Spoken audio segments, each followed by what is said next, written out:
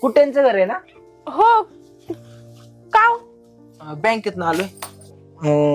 ते हप्ता का भरत नाहीत तुम्ही? कोणता हप्ता? कोणता हप्ता तुम्हाला माहित नाही का? नाही. काय राव मॅडम, पैसे घेताना बरं वाटतं तुम्हाला आणि भरायच्या टायमाला असं करता का तुम्ही?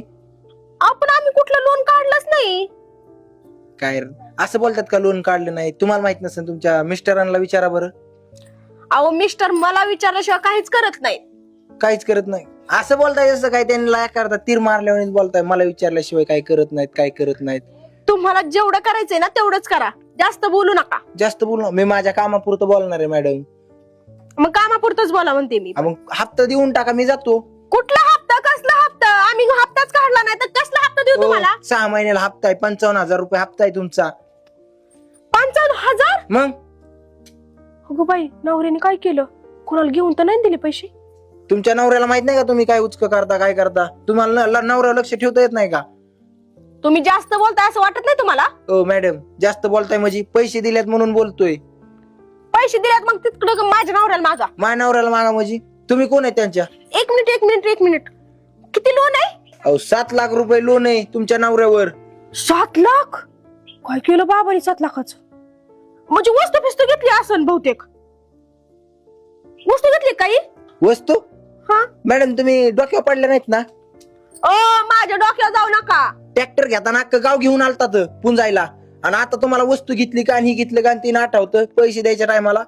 ट्रॅक्टर आणि आम्ही नाही मी घेतला ना रानात कामाला लावला तुमच्या नवऱ्याच्या नावावर. ट्रॅक्टर? पण ट्रॅक्टर तर 2 वर्ष झाले घेतलेला. ट्रॅक्टर तर आम्ही रोग घेतलाय. रोग घेतलाय? आणि मग काय बोलता राव मॅडम? मग काय उगाच तुमच्या दारात आलोय का 7 लाख रुपये मागायला? 7 लाख रुपये मागायला? तुमच्या नवऱ्याने लोन केलंय आमच्या बँकेत 7 लाखावर. ते तर म्हणले लोन वर नाही. तुम्हाला कशाला सांगेल नवरा? तुमचा नवरा एवढं तुम्हाला सांगत बसेल का?